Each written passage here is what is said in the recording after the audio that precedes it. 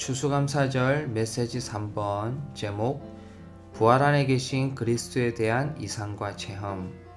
그리스도의 몸의 실제를 위해 부활 안에서 삶. 우리는 그리스도의 몸의 실제를 위해서 부활 안에서 살아야 합니다. 그리스도의 몸의 실제에 대한 많은 정의가 있지만 그리스도의 몸의 실제라고 할 때는 한 단체적인 생활을 말하고 있습니다. 이 한 단체적인 생활은 그리스도의 죽음과 같은 형상을 본받는 생활입니다. 우리가 그리스도의 죽음과 같은 형상을 본받는 한 단체적인 생활을 할 때에 이것을 몸의 실제라고 말하는 것입니다. 그리스도의 죽음과 같은 형상을 본받는 유일한 길은 바로 부활 능력에 의해서입니다. 우리가 부활 안에 있을 때 우리는 그 능력에 의해서 그리스도의 죽음과 같은 형상을 본받을 수 있습니다. 여기에 관해서는 아가서 2장에 그리스도를 추구하는 사랑하는 자가 나옵니다. 그 사랑하는 자에게 그리스도는 노루와 어린 사슴으로 나타나 있습니다. 산을 달리고 언덕을 뛰어넘는 이 노루와 어린 사슴은 부활하신 그리스도를 예표하고 있습니다. 부활하신 그리스도로서 그분은 그 사랑하는 자에게 나의 사랑, 나의 어여쁜 자야 함께 가자라고 말하고 있습니다. 그리스도는 우리가 그분의 부활 안으로 들어오기를 열망하고 계십니다. 우리가 그분의 부활 안으로 들어갔을 때에 우리는 비둘기가 되는 것입니다. 비둘기는 그 영으로 충만히 적셔진 자를 말하고 있습니다. 우리가 그렇게 부활 안으로 들어갔을 때에 그분은 우리를 한 장소로 이끄시는데 그곳은 바로 바위 틈 낭떠러지 은밀한 곳입니다. 바위 틈 낭떠러지 은밀한 곳은 그리스도의 십자가 죽음을 말하고 있습니다. 우리가 부활하신 그리스도와 함께 했을 때에 우리는 이 죽음에 머물 수 있는 것입니다. 오직 부활 능력을 통해서만 우리는 그리스도의 죽음과 같은 형상을 본받을 수 있습니다. 이것이 바로 몸의 실제입니다. 이러한 몸의 실제는 우리가 부활 안에 살 것을 요구하고 있습니다. 로마서 1번에서 부활 안에 살기 위해 우리는 그리스도의 부활에 관한 밝혀진 진리를 반드시 보아야 한다고 말하고 있습니다. 부활을 통해서 먼저 그리스도는 맏아들이 되심으로 몸의 머리가 되셨습니다.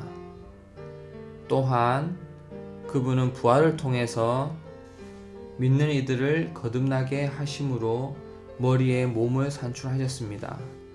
또한 그분은 부활을 통해서 그리스도의 몸의 본질과 내용과 실제이신 생명 주는 영이 되셨습니다. 그러므로 부활이 없었다면 하나님의 맏아들도 없고 하나님의 많은 아들들 또는 생명 주는 영이 없는 것입니다. 부활이 없으면 거듭나게 하는 것과 새롭게 하는 것과 변화됨과 형상을 본받는 것과 영광스럽게 되는 것이 없습니다. 부활이 없다면 천년왕국에서 받는 보상도 없을 것이고 부활이 없다면 새 예루살렘이 없는 것입니다. 그러므로 부활은 신성한 경륜의 생명 맥박이자 생명선이라고 말할 수 있습니다. 로마서 2번에 가면 그 영은 삼위 하나님의 실제이시고 부활의 실제이시며 그리스도의 몸의 실제라고 말하고 있습니다.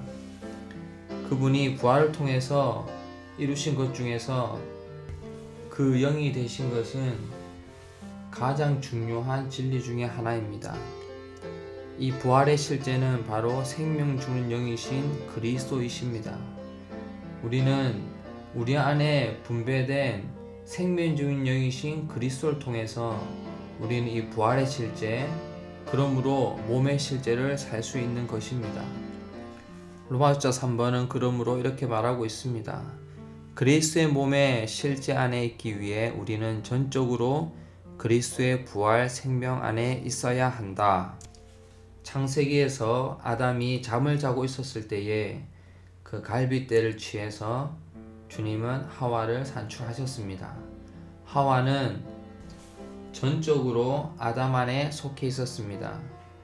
하지만 아담이 자고 일어났을 때에 하와가 산출된 것처럼 그리스도께서 부활하셨을 때에 교회가 산출되었고, 이 교회는 전적으로 그리스도께 속해 있는 것입니다.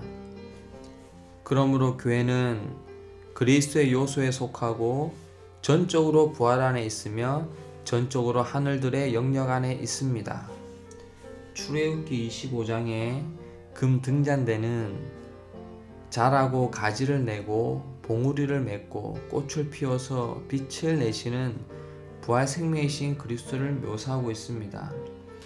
여기에 나오는 아몬드 꽃은 민수기 17장에 있는 아론의 쌍난 지팡이와 같습니다. 이 아론의 쌍난 지팡이에 나와 있는 이 아몬드 꽃은 부활하신 그리스도를 상징하고 있습니다. 이 아몬드 꽃은 봉우리를 맺고 꽃을 피울 뿐만 아니라 열매를 산출함으로 그리스도를 공급하고 있습니다.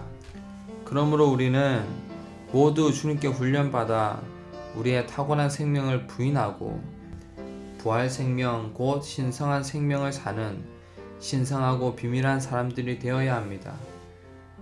우리가 다른 사람을 훈련시키기 위해서는 반드시 우리가 신성한 생명 안에 사는 사람들이 되어야 합니다. 그럴 때 우리는 우리가 훈련받음으로 다른 사람이 자연적으로 훈련받을 수 있게 되는 것입니다. 로마 숫자 1번, 2번, 3번이 하나의 진리를 강조했다면 로마 숫자 4번은 우리가 실제적인 체험을 하는 것을 보여줍니다. 로마 숫자 4번은 부활 안에 살기 위해 우리는 부활의 하나님을 알고 체험하고 얻어야 한다고 말하고 있습니다. 우리는 부활의 하나님을 체험해야 합니다. 살아계신 하나님은 우리를 위해 많은 일을 하실 수 있으십니다. 많은 능력을 알릴 수 있으시지만 부활의 하나님은, 부활하신 하나님께서는 우리에게 그분의 생명과 본성을 우리 속으로 일에 넣으실 수 있으십니다. 그러므로 그분은 우리 속에 일에 넣으시기 위해 많은 환경을 사용하십니다.